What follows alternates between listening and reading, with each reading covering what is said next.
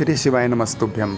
दोस्तों, सावन का महीना चल रहा है और पूज्य गुरुदेव जी ने हमें बेलपत्र वृक्ष लगाने का हमें आज्ञा दिया है और हमने बेल का पेड़ छोटा पौधा हमने लगा लिया है। आप भी ज़रूर लगाइएगा इस सावन में। अगर आपने लगा लिया है तो बहुत अच्छा।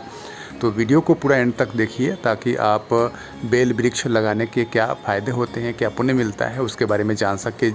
पूज्य गुरुदेव जी हमें बता रहे हैं को पृथ्वी को हरा भरा करना है आपको और हमको। और सावन महीने में प्रयास करो कि एक वृक्ष बेलपत्री का जरूर लगाया जाए। करोगे प्रयास? पक्का करना चाहिए। सावन महीने में एक वृक्ष बेलपत्री का जरूर लगाओ और उस वृक्ष की देख रेख भी करो जिससे वो वृक्ष बड़ा हो जाए। ऐसा वृक्ष मत लगाना कि तुमने लगाया और 4 दिन बाद बकरी खा जाए। फोटो तो अपना खिंच जाता है पेड़ के साथ और पेड़ को खा जाती बकरी। वो फोटो कोई नहीं खींचता कि पेड़ बकरी खा गई। फोटो वो खिंच जाता है कि हमने पेड़ लगाया, हमने वृक्ष लगाया, वृक्षारोपण हुआ। पर वृक्ष लगाओ, मना नहीं है, पर वृक्ष लगाने के साथ में एक प्रण होना चाहिए कि उसकी रक्षा भी हम करें।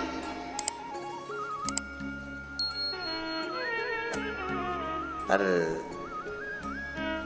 जितने लगाने वाले हैं ना उससे दुगने वो अभी गुरु पूर्णिमा की कथा थी सीहोर में, तो वहाँ एक मुंबई की एक दीदी आई थी। वो जोड़ा दोनों पति पत्नी का, वो हर कथा में यजमान बनते हैं। वो आगे बैठे हुए थे और जमीन पे बैठ के वो श्री शिवाय नमस्तुभ्यम बोलते हैं। अपने टीवी पे उसको देखा भी।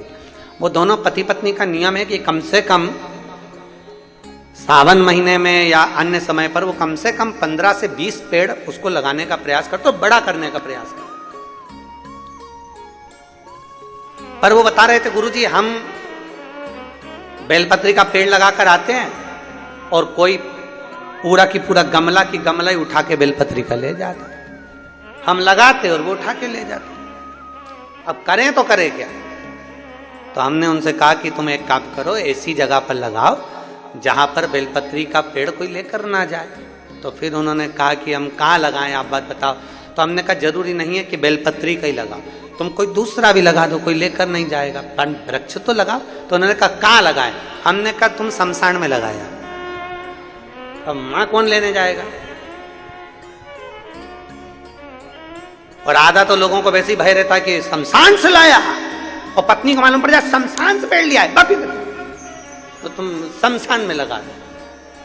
पृथ्वी हरी भरी हो कहीं पर भी हो, पर ये पृथ्वी हमारी प्रकृति, हमारे पूरा पृथ्वी पूरा भूमंडल हरा भरा हो, ऐसा नियम बनाना चाहिए कि पृथ्वी के संरक्षण प्रयास एक वृक्ष जरूर लगाओ। जितना जितना वृक्ष लगता है ना उतना उतना जल बढ़ता है। पृथ्वी का जो जल कम हो रहा है ना, उसका कारण केवल ऐसा ही है कि वृक्ष नहीं है। वृक्ष कटते गए, जल कम होता गया, इसलिए वृक्ष लगाना जरूरी है। एक बेलपत्री के वृक्ष के नीचे से भी अगर कोई भूलवश निकल कर चले जाता है, हजारों अश्वमेध यज्ञ का फल उसके खाते में प्राप्त हो जाता है। हजारों अश्वमेध यज्ञ का पुण्य फल उसे।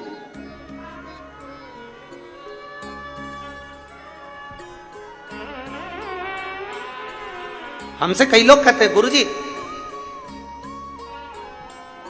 कोई शिव भक्त बोल देता है तो उसकी वाणी प्रबल क्यों हो जाती है, प्रखर क्यों हो जाती है, क्यों? ये बेलपत्र होता है ना शंकर जी पे चढ़ा हुआ, इस बेलपत्र को जब आप खाते हैं, शंकर पर चढ़ा हुआ बेलपत्र जब आप खाते हैं, उधर में वो बेलपत्र जब जाता है, दुनिया के लोगों को लगता है कि हमने औषधि खाई है। पर लिंग पुराण, नर्मदा पुराण, ब्रह्मवैवर्त पुराण, स्कंद पुराण का काशी खंड और शिव महापुराण कहती है एक बेलपत्र जब हमारे उदर में जाती है तो ये मान कर चले कि हमारे हृदय में पूरे समय शंकर का निवास रहता है और शिव हमारे साथ चलता है हर पल, हर घड़ी, हर क्षण।